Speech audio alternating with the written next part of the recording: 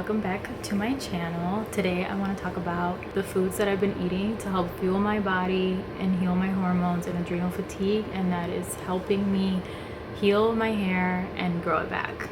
Today I want to break down what I've been eating to help heal my hormones, my hair, and my overall energy, because honestly no amount of topicals or treatments are going to do anything if you're under eating and not fueling your body correctly. This was a big one for me because eating for me has been such an issue for such a long time.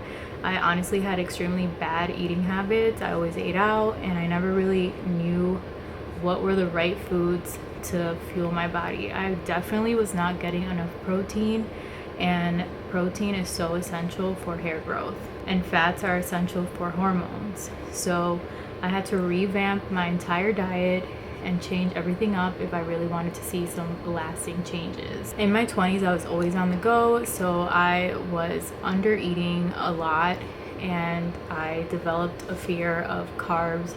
I did keto, I did fasting, and I underate, and all that ever did was just mess up my hormones. Ultimately, all of that stuff wreaked a lot of havoc on my gut, which led to a lot of inflammation and hair loss. 3 years ago, I finally hit a wall, and even though I was only eating once a day, I ballooned up like I never ballooned up in my life. It got to the point where everything that I ate just hurt my stomach. Even if I was eating fruit or vegetables, I was just getting bloated, I was gassy, and just felt very discouraged. So I stopped eating altogether, and again I did lose weight, but then I hit a wall and I lost a lot of muscle. I actually started losing even more hair. For all of these years I've had a functional doctor, and when I hit this wall I ended up reaching out to her because I really didn't understand why I was having so many food sensitivities and why I wasn't losing weight.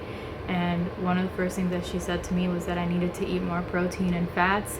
She's been saying that to me for years, but it actually did not click until a couple months ago for me. Throughout all of these years, I just kept taking a bunch of supplements thinking I could replace food with that, and I was just taking way too many supplements and I wasn't eating the correct foods at all, which led to even more problems. I had done a lot of research on my own and I was going based off of old blood work. So the first thing that I did was I went and got new blood work to see where I was at. Now, I was already 30 days in at this point when I got my blood work, so it looked better than I thought it would, and I actually think that I can attribute that to the diet change that I made for the past 30 days, because I really do feel so much better. This is why I say it's important to go and get current lab work, because you don't want to go based off of old things. Your body changes all the time. What you may have needed 10 years ago is not what you need now. Things that you were deficient in before, you might not be now. So you want to make sure that you have a really good baseline so that you can start adjusting from there. Okay, so food. Hair is made of keratin, a protein. If you're under eating protein, your body's going to prioritize everything else and your hair is going to be last. It's going to prioritize survival over your hair. Currently, I'm aiming for either 100 to 130 grams a day, and I'm happy to say that I've been hitting this goal now for 6 weeks. We have so many tools available to us now, so I did a lot of research and I found recipes that were easy, and I found really smart ways to incorporate protein into each meal. I'm getting a lot of salmon, steak, chicken, Greek yogurt, eggs, and I've also just been adding collagen into either my matcha or into my yogurt bowls as well. Next is fats. So healthy fats equal healthy hormones. Hormones are built from fat. I've been eating avocado, ghee, I don't know if that's how you pronounce it, but ghee, beef tallow, and fatty fish. It helps support hormone production and reduce inflammation in the scalp, which is what I want. Fats play a crucial role in hormone production and function. Fat, particularly cholesterol, is a key component of estrogen, testosterone, and cortisol. Healthy fats are essential components of cell membranes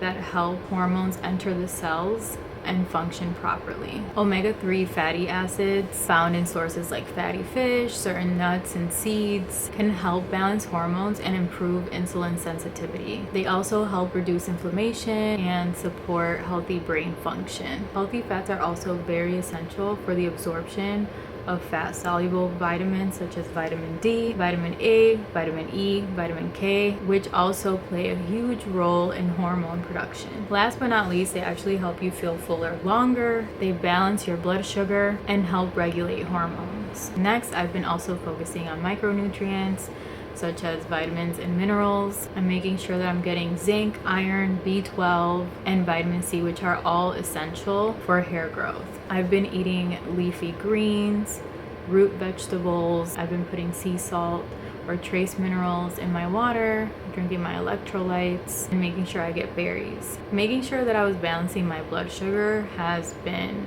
very interesting, but honestly amazing. This was huge because when your blood sugar spikes, your cortisol crashes.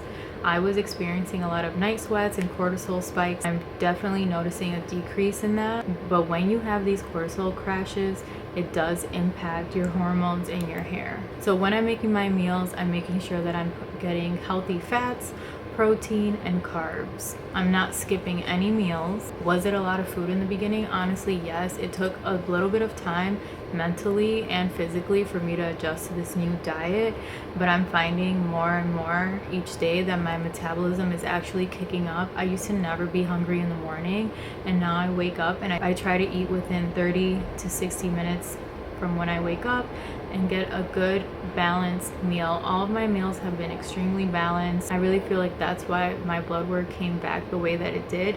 Even though I did take it 30 days after I started, I could tell that I was already feeling better, so I can only imagine what it would have been like before. I'm finding that I have more stable energy throughout the day and that I'm able to do all the things that I want to do, especially because my fitness routine right now is very extensive. So to recap, if you're noticing any hair loss, ask yourself these questions. Are you getting enough proteins? Are you eating good, healthy fats? Do you have energy dips or cravings? If this seems like a lot, just start simple. Try to aim for 20 to 30 grams of protein in each meal. Start simple. Add eggs or some sort of protein to your breakfast. Add a pinch of sea salt to hot water with lemon. Get in at least one nutrient dense meal per day. It doesn't have to be perfect, it just has to be supportive. And if you start simple and small and build upon that each day, you'll start feeling better, you'll start feeling more satiated, and you'll have more stable energy, and then you'll start making better decisions. It's totally doable. This is about fueling your body like it's worth healing. You have to give your body the environment and the tools so that it can heal itself. Anyways, I will see you guys next video. Bye.